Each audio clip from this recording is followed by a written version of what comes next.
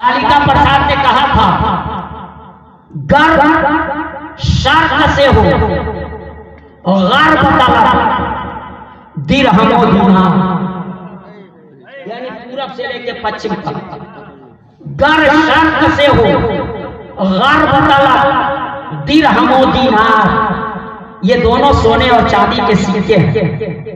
गर्भ शर्त से हो गर्भ तलब दिरहमो दिनार, लेकर ताब फलक हो माल का अंबार, पूरब से लेके पश्चिम तक दिरहमो दिनार बिछा हो जमीन से लेकर के आसमान तक मालो दौलत का ढेर लगा हो, हीरे जवाहरात का ढेर लगा हो, गर्भ शर्त से हो गर्भ तलब दिरहमो दिनार। अस्सलामु अलैकुम व रहमतुल्लाहि व बरकातुहू। अल्हम्दुलिल्लाहि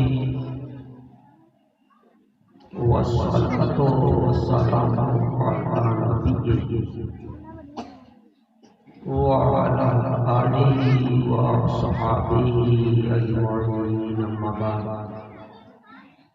फ़क़द क़ाल अल्लाहु तआला फ़िल क़ुरआनिल मजीद वल फ़ुरक़ानिल हमीद।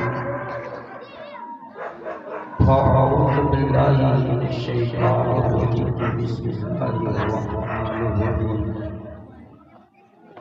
या अय्युहल्लज़ीना आमनू तक़ुल्लाहा व कूनू मअस सादिक़ीन। सदक़ल्लाहु मौलाना अज़ीम व बल्लगना रसूलुहुल नबीयुल अमीनुल करीम व नहनु अला ज़ालिका लमिनश शाहिदीन व शाकिरीन वल्हम्दुलिल्लाहि रब्बिल आलमीन। आइए सबसे पहले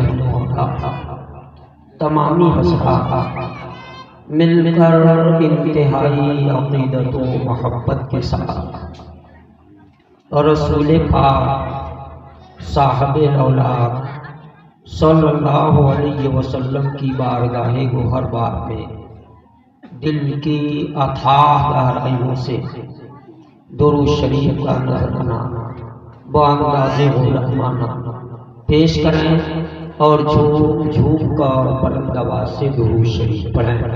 पढ़िए अल्लाहु रब्बु मुहम्मदिन सल्लल्लाहु अलैहि वसल्लम नहनु इबादु मुहम्मदिन सल्लल्लाहु अलैहि वसल्लम।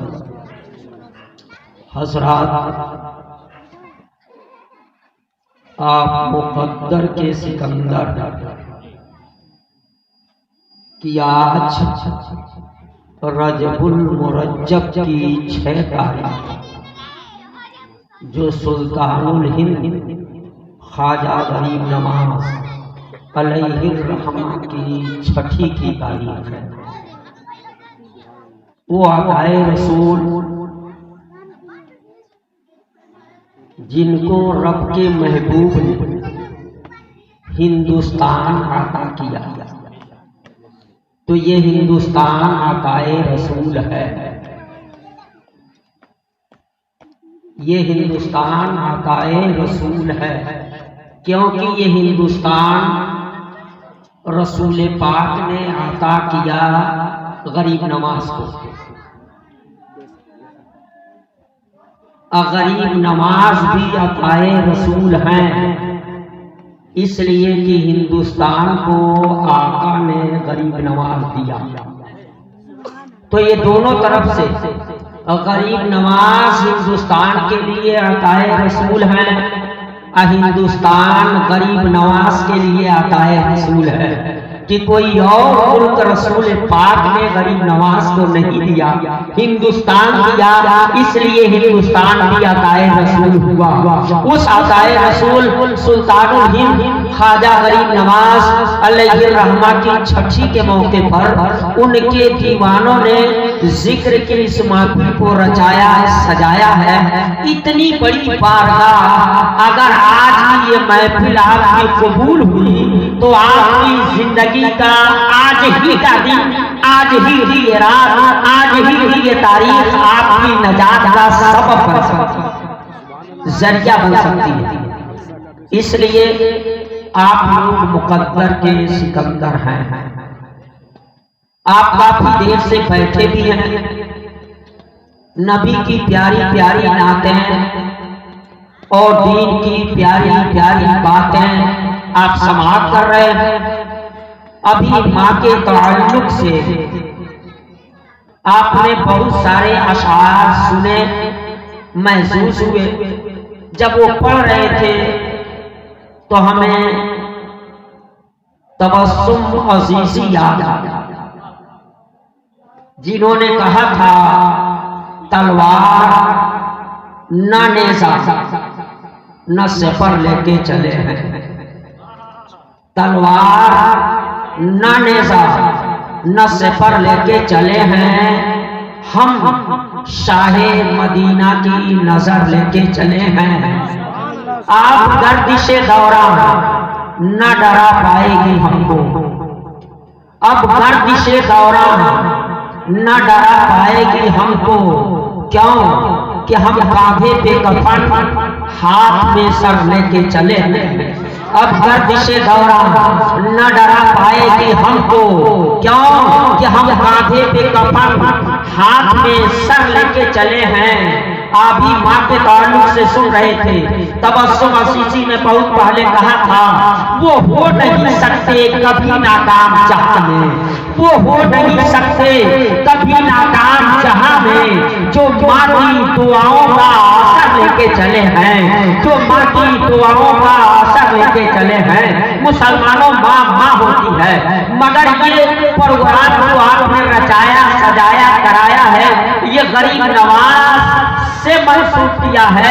इसलिए आज की तारीख में अगर गरीब नवाज की शान में मनकबत के अशार न पेश हो तो ये इंसाफ नहीं होगा। चंद अशार मैं काटे लफ्ज पेश कर रहा हूँ और देखिए जिन अशार को मैं पेश करने जा रहा हूँ अपनी जिंदगी में ये दूसरा स्टेज है जिस पे मैं पढ़ने जा रहा हूँ। इससे पहले आज दिल्ली में एक स्टेज पे उन अशार को मैं पेश किया, आज ये दूसरा स्टेज है जिससे मैं एक स्टेज से पेश कर रहा हूं, आप तक पहुंचना चाह रहा हूं। मगर यह है कि आप लोग फील्डिंग मजबूत रखिएगा, सर के ऊपर से न गुजर और आप उसे कैच न कर सकते। ताबिशे जिंदगी मरकज़े आ गई, जरा गाढ़े अल्फाज हैं क्योंकि मुफस्सिरे कुरान की ये शायरी है। मैं नाम नहीं बताऊंगा किसकी शायरी, बस मुफस्सिरे कुरान की शायरी है। और शायर जितना बड़ा होता है उसकी शायरी में उतनी ही ज्यादा गहराई होती है। इसलिए मैं पहले कहा कि कोशिश कीजिएगा कि कौन सुना चला जाए, आप कैच करें, फील्डिंग मजबूत रहे। ताबिशे जिंदगी मरकज़े आ गई, तेरी क्या शान है ख्वाजे ख्वाजा। ताबिशे जिंदगी मरकज़े आ गई, तेरी क्या शान है ख्वाजे ख्वाजा।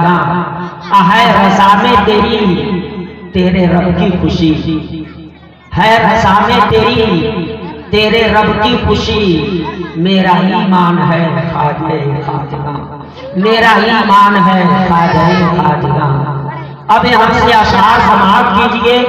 नूर ही नूर है तेरे दरबार में, नूर ही नूर है तेरे दरबार में। अगर है रोज़े पाक अनवार में, नूर ही नूर है तेरे दरबार में। अगर है रोज़े पाक अनवार में। आपकी आपके रब की सरकार में, आपके रब की सरकार में किस कदर मान है ख्वाजे ख्वाजगा, किस कदर मान है ख्वाजे ख्वाजगा। कितने फोटो को जिसने खड़ा कर दिया, कितने फोटो को जिसने खड़ा कर दिया, कितने सुखों को जिसने हरा कर दिया, गम से चाहा जिसे मावरा कर दिया। तेरा फैसान है ख्वाजे ख्वाजगा, तेरा फैसान है ख्वाजे ख्वाजगा। हसरत मैं कहा था कहीं सर के ऊपर से न गुजर जाए, ये हमारी कौम की कमी है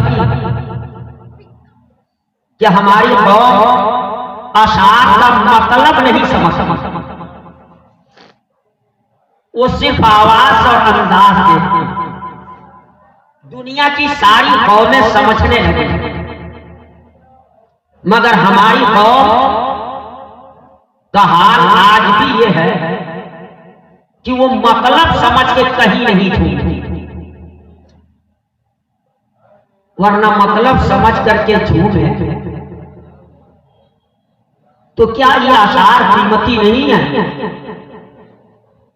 फर्क इतना है कि मेरे पास बांसुरी की तरह आवाज नहीं, कोयल जैसी कूक नहीं, वो लंबी कान नहीं, नगरिया चदरिया जैसे अशार, मगर मीठी आवाज का मालिक, लंबी सांस का मालिक, जिसको तराजू पे रखा जाए तो छटाक भर, ऐसे अशार हमारी आवाम का हाल यह है कि जब मधुर मीठी आवाज के साथ पढ़ा जाता है तो ये कौम झूम जाती है। कीमती से कीमती अशार पढ़ दिया जाए, मगर आवाज अच्छी नहीं, अंदाज दिलकश नहीं, तो लगता है कि पढ़ने वाला कोई बेवकूफ है। क्यों? इसलिए कि हमारी कौम समझ करके झूमती नहीं, वरना समझ के झूमे तो आवाज और अंदाज की बुनियाद पे अशार के माना और मतलब नहीं बदलता, माना और मतलब वही रहता, उसका मतलब नहीं बदलता। अगर मतलब समझ करके ये कौम झूमती तो चाहे किसी भी तरह से वो पढ़ रहा, ये कौम झूमती, मगर नहीं।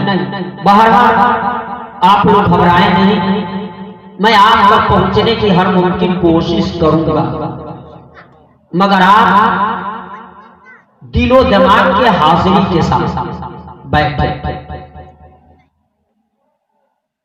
आप जानते हैं हिंदुस्तान के वलियों के ताजदार गरीब नवाज के उर्स के मौके पर आज का ये प्रोग्राम, वली कहते किसको, वली होता कौन? पहले आप इसे जान लें। एक है विलायते आम्मा, आम विलायत। उस एतबार से अगर देखें तो हर ईमान वाला वली है,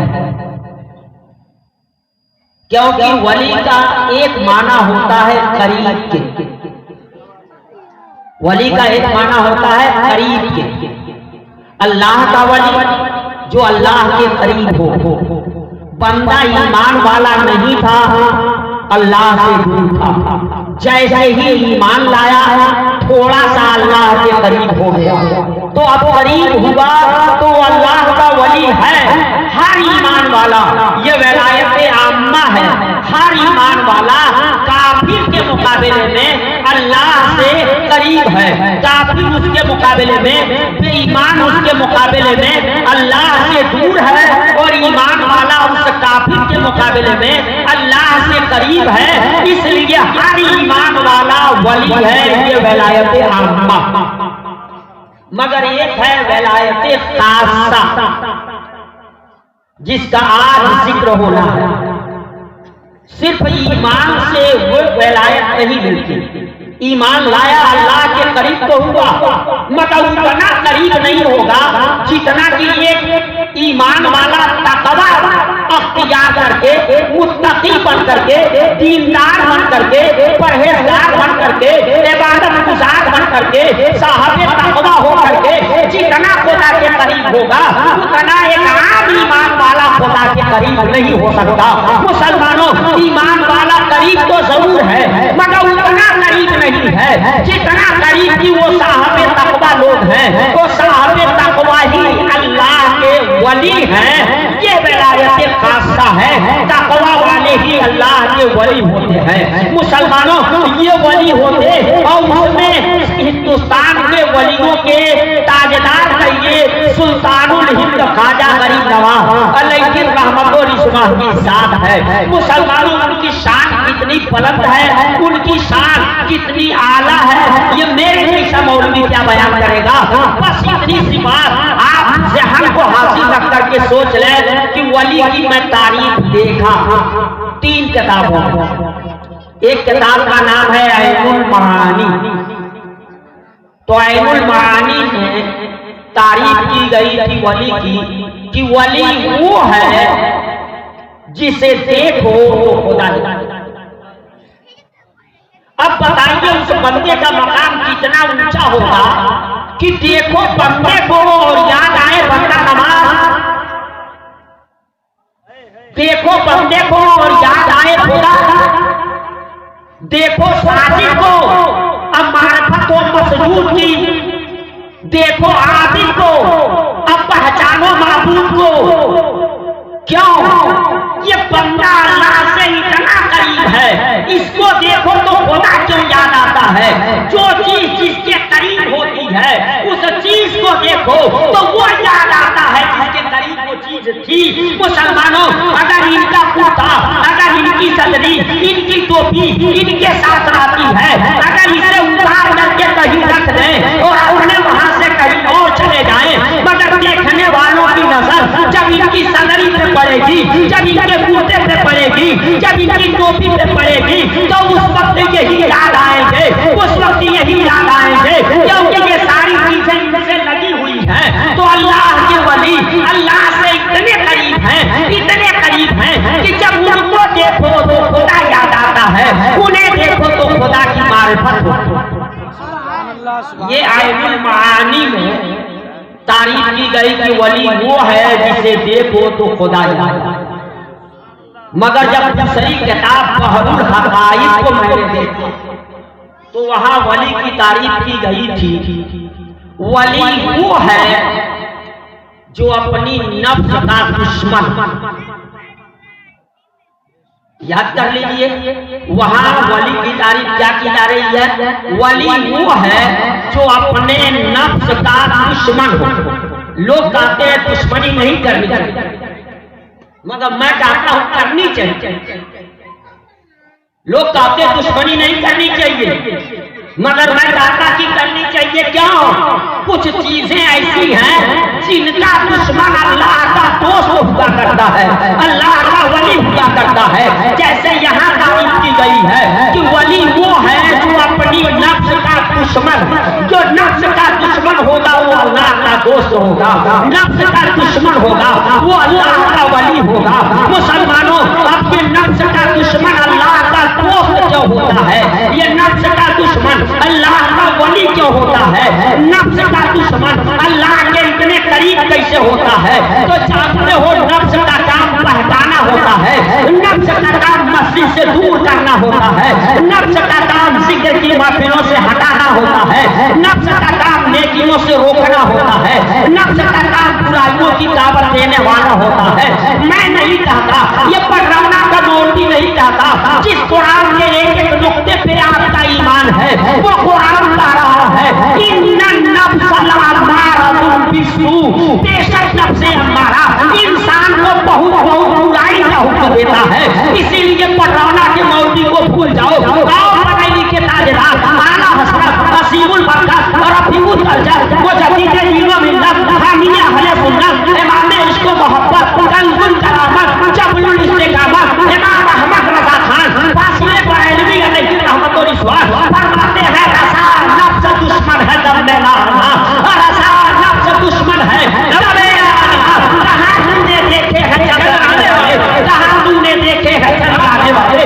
बरेली के ताजदार कहते हैं तेरा नफ्स तेरा दुश्मन है, उस नफ्स के बहकावे में ना आओ। अगर नफ्स के बहकावे में आ गए तो तुम शराबी हो जाओगे, नफ्स के बहकावे में आ गए तो तुम जुआरी हो जाओगे, अगर नफ्स के चंगुल में फंस गए तो तुम अय्याश हो जाओगे, अगर नफ्स के चंगुल में फंसे तो तुम बुरे हो जाओगे। और अगर नफ्स को तुमने दुश्मन समझ करके अपनी नफ्स को कुचल दिया तो तुम्हें अल्लाह के नेक बंदों में से हुआ। नारे तकबीर, नारे रिसालत, नारे रिसालत।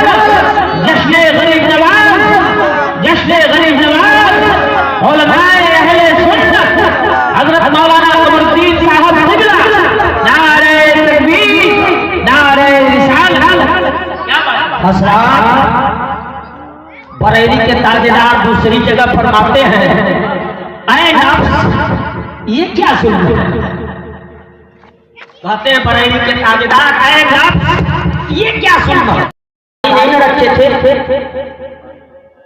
बोले मनमोहन सिंह दाढ़ी नहीं रखी, ठीक, उनकी पगड़ी नहीं रखी, ठीक, कितनी बड़ी कुर्सी पर थे, कै परसेंट सिख इस हिंदुस्तान में रहते हैं, कितनी बड़ी कुर्सी पर पहुंचे हुए थे, मगर चेहरा साफ नहीं कराया, दाढ़ी लेके बैठे, पगड़ी नहीं उतारा, अपनी पगड़ी लेके बैठे। मैं सोच में पड़ गया, ये मुल्क हिंदुस्तान जमहूरी मुल्क है, जहाँ फैसला शरीयत की बुनियाद पे होता है, एक वोट ज्यादा हो जाए तो उसको डिग्री दे दी जाती है। आप कै परसेंट हैं इस मुल्क में दाढ़ी वाले की दाढ़ी लेके प्राइम मिनिस्टर की कुर्सी पर बैठे? कै परसेंट हैं पगड़ी वाले कि आप पगड़ी लेकर के कुर्सी पर बैठे? आपने शरीयत का ख्याल क्यों नहीं किया? तो वो कहेंगे अगर शरीयत पड़ी तो कुर्सी छोड़ूंगा, मगर गुरु नानक के दिए हुए तरीके को नहीं छोड़ूंगा। ये गुरु नानक ने दिया है, ये गुरु गोविंद ने दिया है। मैंने कहा ना ये कौम मुस्लिम समझ रही होती, वो कौम मुस्लिम जो गरीब नवाज के दामन को पकड़ने का नारा लगाती है, जो गौसे पाक के दामन को पकड़ने का नारा लगाती है, जो रसूले पाक के दामन को पकड़ने का नारा लगाती है।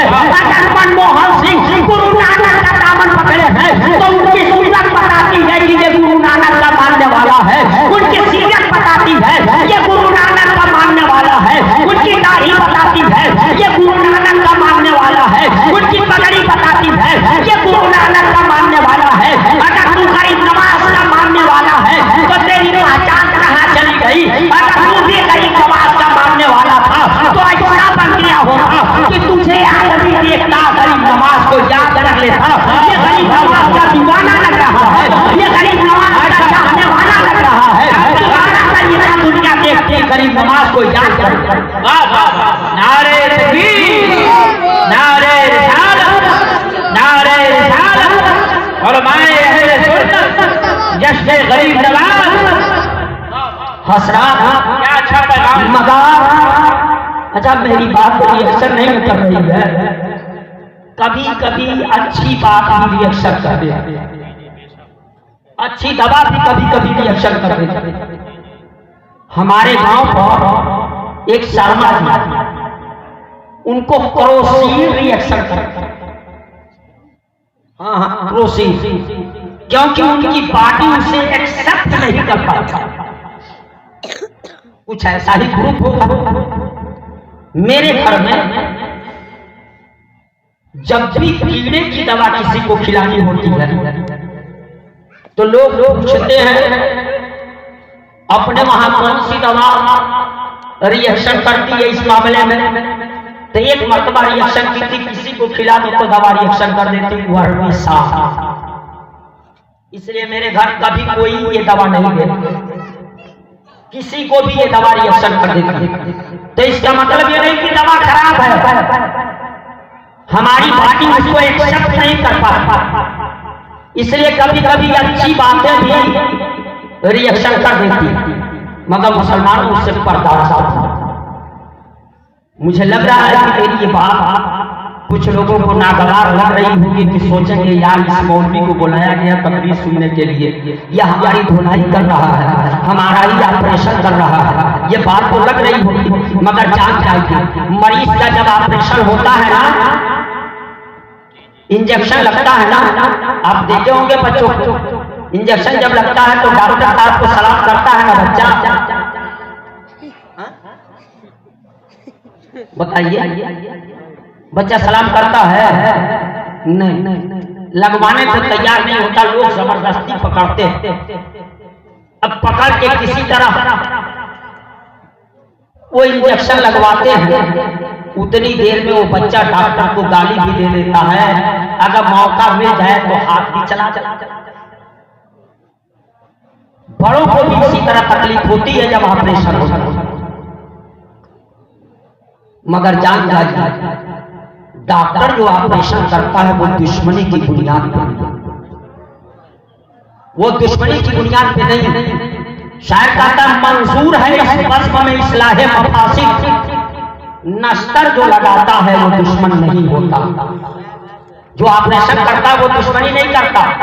ये और बात है कि उस वक्त तकलीफ होती है तो लोग गाली दे लेते हैं, मगर एक मरीज का ऑपरेशन हुआ, तड़पा, गाली बता, डॉक्टर साहब को उल्टा सीधा कहा, मगर जब ऑपरेशन के बाद मरहम पट्टी कर दी गई, दर्द निवारक दवा दे दिया गया, फांसी मारते निकाल दिए गए, 3 दिन के बाद जब पट्टी बदलवाने के लिए पहुंचा तो दूर ही से उस डॉक्टर ने सलाम किया डॉक्टर साहब को और कहा डॉक्टर साहब आपने दवा क्या किया, 1 हफ्ता से मैं सो नहीं पा रहा था दर्द की वजह से, मगर आपने ऑपरेशन क्या किया, पूरी रात ऐसे सोया कि हमको पता ही नहीं चला और रात किस तरह से कट गई। अब उसे बड़ा आराम हुआ तो उस वक्त तो गाली दिया था डॉक्टर साहब को, मगर दर्द को बर्दाश्त कर लिया और जो दवा दिया उस दवा को खा लिया तो डॉक्टर साहब को अब दुआ भी दे रहा है, वो डॉक्टर साहब को सलाम भी कर रहा है।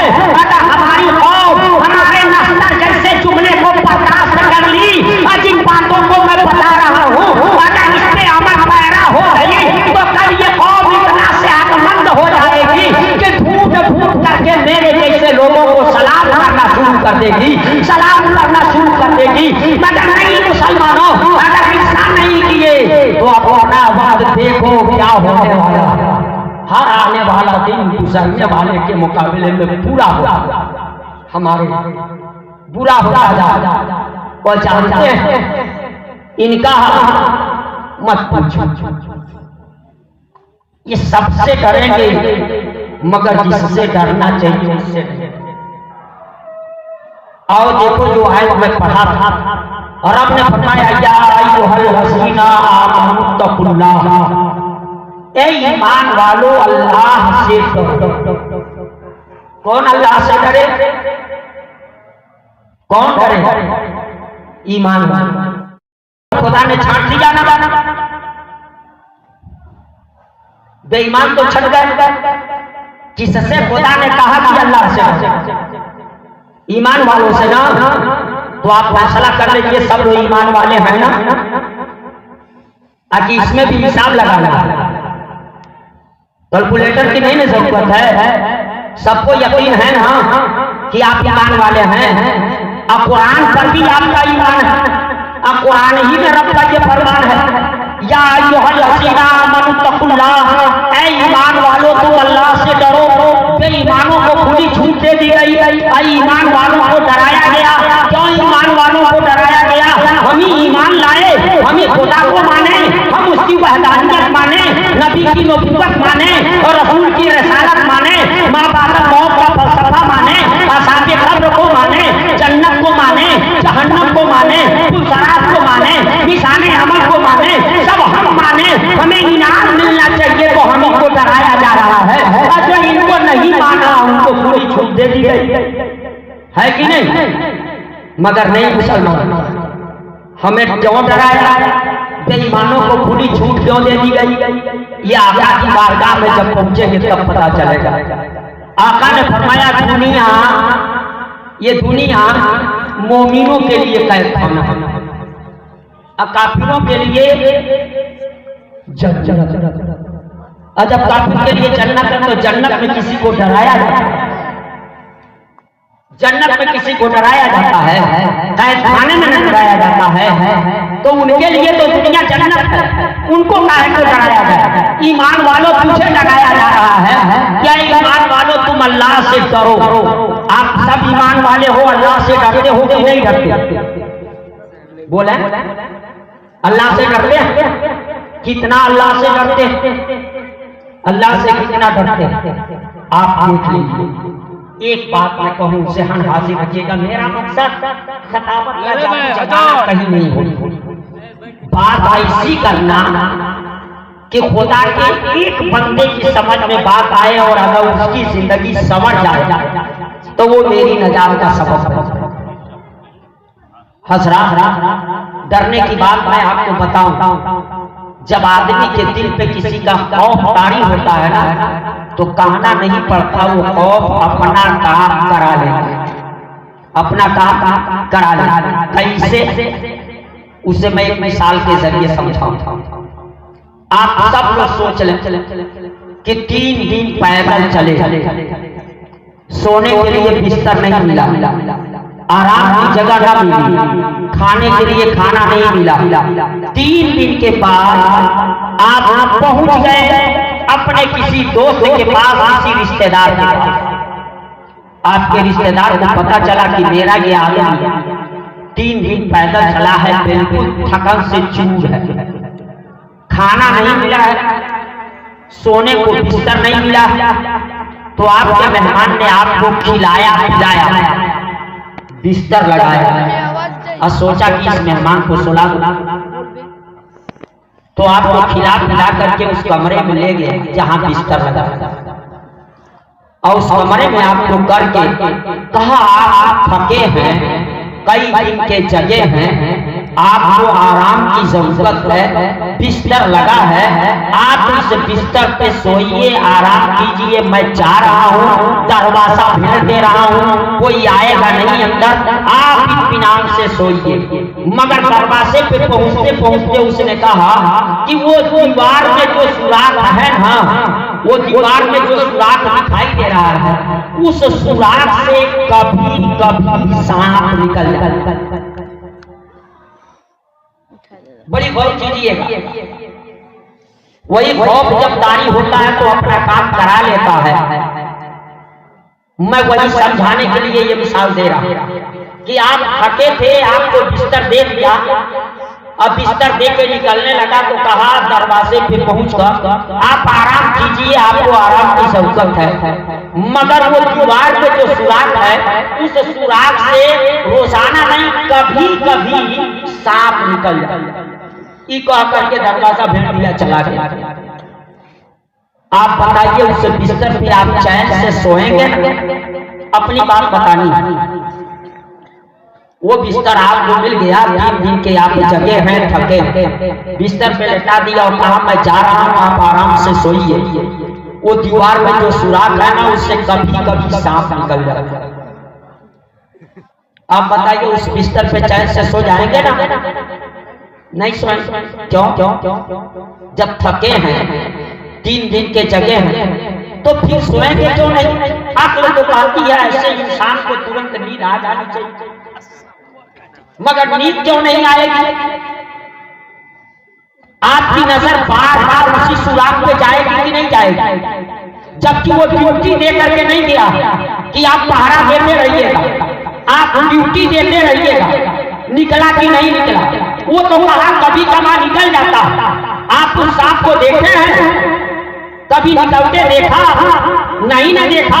कोई गारंटी नहीं ना कि उसके अंदर वो सांप बैठा ही होगा, हो सकता है निकल के कहीं चला गया हो। फिर भी जिस सांप को आपने देखा नहीं, जिसका आपको यकीन काबिल नहीं है, मुसलमानों उस सांप का खौफ आप पर ऐसा तारी हुआ कि 3 दिन के जगह थे, फिर भी आंखों की नींद उड़ गई। वो किसने उड़ाया? उस सांप के खौफ ने, जिस सांप को आपने देखा नहीं है, जिसका आपको यकीन काबिल नहीं है। मुसलमानों जिस सांप का यकीन काबिल नहीं है, वो सांप का खौफ जब तारी हो तो 3 दिन का जगा हुआ इंसान, उसकी आंखों की नींद उड़ जाए, और जब बंदे मोमिन के ऊपर खुदा का खौफ तारी हो जाए तो उसे जगाना नहीं पड़ेगा, फजर के वक्त पहले उठ करके मस्जिद में चला जाए। अल्लाह का खौफ उसकी आंखों की नींद उड़ा देगा। मगर आप अल्लाह से डरते, अगर अल्लाह से डरते तो क्या फजर के वक्त आप सोए रह जाते? गरीब नवाज वालों, गौसे पाक वालों, क्या गरीब नवाज और गौसे पाक ने हमको आपको यही पैगाम दिया था? नहीं मुसलमानों, ऐसे ही इस्लाम नहीं मिला, ऐसे ही नहीं मिला। हिंदुस्तान कुफरिस्तान था, मुसलमानों कुफरिस्तान था, मगर गरीब नवाज को हिंदुस्तान में भेजा। और जब गरीब नवाज आए तो कितने लोग तो गरीब नवाज की सूरत देख करके इस्लाम को भूल लिए, कितने लोग वो गरीब नवाज के कारनामे को देख करके इस्लाम कबूल कर लीजिए। कितने लोग तो गरीब नवाज को देख करके ईमान ले आए। आप गरीब नवाज के चाहने वाले हो, गरीब नवाज के मानने वाले हो। देखिए आए अल्लामा मुर्तज़ा साहब चतुर्वेदी महाराज को, जो आप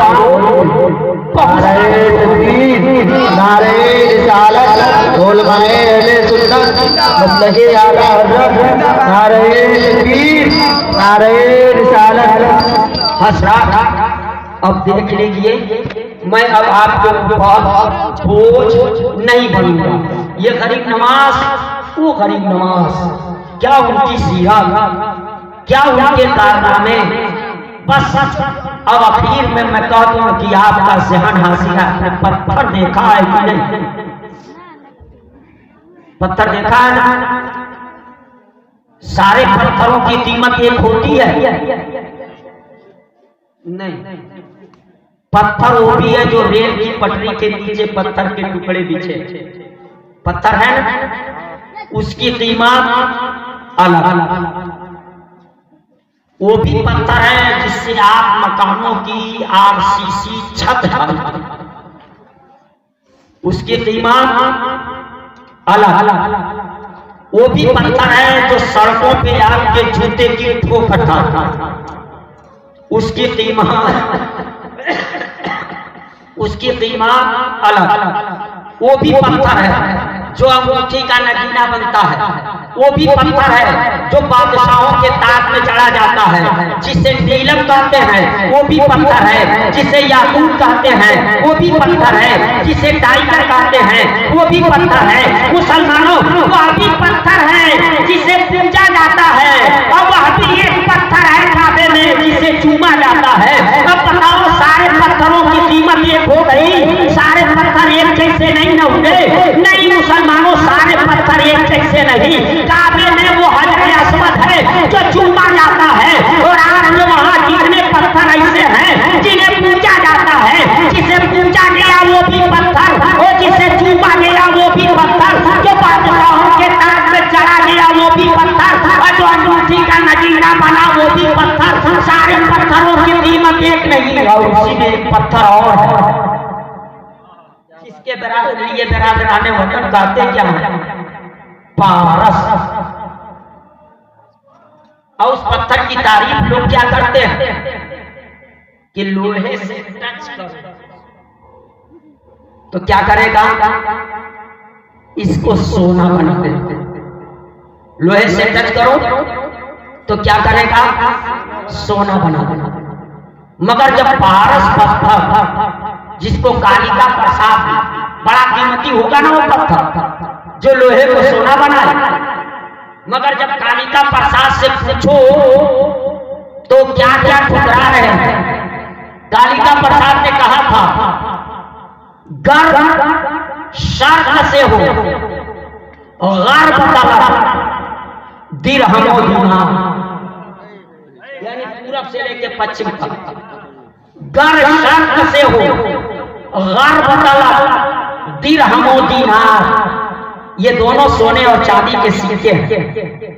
गर्व शर्त से हो, गर्व तलब दिरहमो दीनार, अल्लेकर पसमी ताब फलक हो बाल का अंबार, पूरब से लेके पश्चिम तक दिरहम और दीनार बिछा हो, और जमीन से लेकर के आसमान तक मानो दौलत का ढेर लगा हो, हीरे जवाहरात का ढेर लगा हो। गर्व शर्त से हो, दिरहम और दीनार, लेकर पसमी ताब फलक हो बाल का अंबार, दरिया बने मोती, पारस बने को ऐसा। दरिया मोती नहीं होता, दरिया में कहीं कहीं मोती मिलता, पूरा दरिया मोती नहीं होता। मगर वो कहते हैं दुनिया में जितनी दरिया है सब मोती बन जाए, दरिया में कहीं कहीं मोती ना पाया जाए। दरिया बने मोती, अब पारस बने को ऐसा। और दुनिया में जितने पहाड़ पहाड़ी है सब पारस पत्थर, दरिया बने मोती, पारस बने को ऐसा। एक संत खड़े हो वो मेरे अहमदे मुख्तार, एक संत खड़े हो वो मेरे अहमदे मुख्तार, फिर शमसो कमर को दोनों हाथ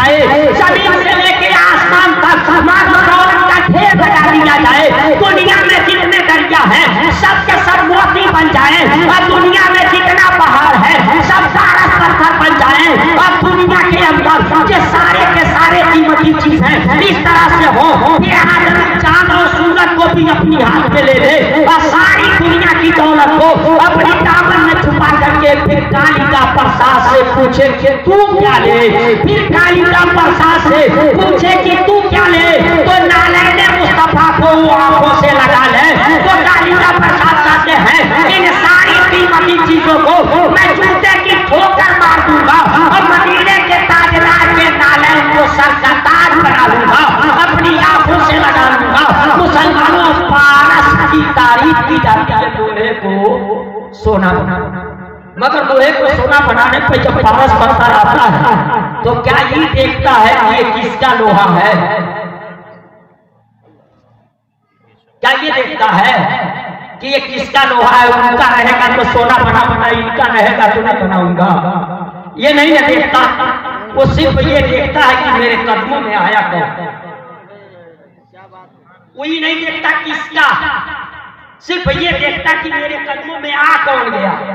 जो मेरा काम है मैं कर दूंगा, सोना बनाना मेरा काम है मैं कर दूंगा। आप सुने होंगे किसी कवि ने कहा था, प्रभु मोरे अवगुण चित्त न धरो, प्रभु मोरे अवगुण चित्त न धरो, कि समदर्शी है नाम तिहारो, अपने पन ही करो, एक लोहा पूजा में राखत एक घर पथिक करो, एक लोहा पूजा में राखत एक घर पथिक करो। उस कवि ने कहा लोहा वो भी है जो किसी पूजा स्थल पे त्रिशूल बना के रखा गया, लोहा है, एक लोहा पूजा में राखत एक घर पथिक करो। एक गांव का बच्चर है जो बकरा सदन करता है चाकू से, उस सोने का चाकू नहीं है, वो भी लोहा है। एक लोहा पूजा में राखत एक घर पथिक करो, असो दुविधा पारस नहीं माना, कंचन करत करो। मगर जब पारस सोना बनाने पे आता तो ये नहीं देखता कि ये पूजा स्थल का त्रिशूल वाला लोहा है या ये कसार के घर का चादर वाला लोहा है, वो ये देखता है कि मेरे कदमों में आ कौन गया है, क्योंकि ये पारस पत्थर का कमाल है। जैसे पत्थरों में पारस ये नहीं देखता कि ये किसका है, इंसानों में भी अपने कायनात ने कुछ ऐसे को बना रखा है जो ये नहीं देखा करते कि मेरे वहां आने वाला कौन आया है। जैसे कई नमाज की चौकट पे जा करके देखो तो सिख भी आ रहे हैं, ईसाई भी आ रहे हैं, हिंदू भी आ रहे हैं, मुस्लिम भी आ रहे हैं, वो सब से सब आ रहे हैं। कई नमाज ये नहीं देखते कि ये आने वाला कौन है, वो ये देखते कि कौन सा दर्द लेकर के आया है, वो क्या लेने के लिए आया है। और कई नमाज की शान ये है मुसलमानों कि इस अजमेर वाले को कभी दिल्ली में मांगते हुए किसी ने नहीं देखा था, मगर दिल्ली वाले को अजमेर में भीख मांगते हमने देखा है, आपने देखा है। वक्त के प्राइम मिनिस्टर भी अजमेर भीख मांगने आते, मगर ये अजमेर वाला प्राइम मिनिस्टर से कभी मांगने नहीं गया। कोई ये अजमेर वाला बताता है मैं देने वाला हूँ, वो मांगने वाला है, मैं मांगने वाला नहीं, वो देने वाला। आप उस करीब नवाज की शान में मनकबत के आशार सुन रहे हैं, और उस गरीब नवाज के लिए आपने इस महफिल को रचाया, सजाया, कराया है, जिस गरीब नवाज की शान है कि मंत्री भी मांग रहे हैं, संतरी भी मांग रहे हैं, राष्ट्रपति भी मांग रहा है। और सिर्फ दिल्ली वाला नहीं, ढाका वाला भी आता है, इस्लामाबाद वाला भी आता है। मुसलमानों सिर्फ यही नहीं, अमेरिका वाला भी आता है, लंदन वाला भी आता है, चीन वाला भी आता है, जापान वाला भी आता है। और कोई अजमेर वाले को देने नहीं आता, सब लेने आते हैं। मगर इसके पास कितना खजाना है कि आज 800 साल से ज्यादा का जमाना हुआ मुसलमानों बांट रहा है, मगर खजाना है कि खत्म होने का नाम नहीं ले रहा है। मुसलमानों कल तक हमारे वहाँ महीने में 2 मरतबा फ्री का राशन मिलता था, 1 मरतबा कर दिया गया, कभी आने लगी। मगर गरीब नवाज के वहाँ से आसान का जमाना है, बट रहा है मगर कभी नहीं। बट भाई ना समझना कि गरीब नवाज सिर्फ सुरमा बांटते हैं, सिर्फ सलमानी बांटते हैं। गरीब नवाज तो कुर्सी बांटते हैं, इक़्तिदार बांटते हैं, हुकूमत बांटते हैं, तख्त देते हैं, ताज देते हैं, राज देते हैं, मगर लेने का ढंग चाहिए। अगर लेना है तो सिर्फ उनके नाम का नारा ना लगाओ, उनकी जिंदगी से सबक सीखो। अपनी सूरत उनकी सूरत मिला, अपनी सीरत उनकी सीरत से मिला, अपनी जिंदगी उनकी जिंदगी को देख करके उनके नक्शे कदम पे चलो और चल करके गुजारो। अगर इस काम को आपने किया तो इंशाअल्लाह तू कामयाबी को नहीं ढूंढेगा, कामयाबियां तुझको ढूंढने लगेगी। कहाँ गया वो गरीब नवाज का दीवाना, कहाँ गया वो गरीब नवाज का चाहने वाला? कामयाबी तुझे तलाश लेगी और तुम कामयाब हो जाओगे। इसलिए मैं आपसे कहूँगा बड़ी अच्छे आप लोग हैं, क्योंकि ये खतीब के आने के बाद अब ज्यादा देर बोलना ये मुनासिब नहीं। अल्लामा कमरुज़्ज़मान साहब किबला चतुर्वेदी आ गए, इन्हीं के सहारे मैं भी आप तक आ गया, इसलिए अब मैं ज्यादती नहीं करूँगा। मैं अपनी बात यही खत्म कर रहा हूँ। मेरी किसी बात से कोई रिएक्शन हुआ हो तो अभी मैं कुछ देर रहूँगा, आप आकर के उससे बता सकते हैं उस रिएक्शन के बारे में, क्योंकि जल्दी बता देंगे तो कंट्रोल करना आसान होगा, और जब देर कर देंगे ना तो आउट ऑफ कंट्रोल हो जाएगा। इसलिए आप देर न कीजिएगा। वाखिरु दावाना अनिल हम्दुलिल्लाहि रब्बिल आलमीन अस्तगफिरुल्लाह रब्बी मिन कुल्ली ज़ंबिन व अतूबु अलैहि। अस्सलामु अलैकुम व रहमतुल्लाहि व बरकातुहू।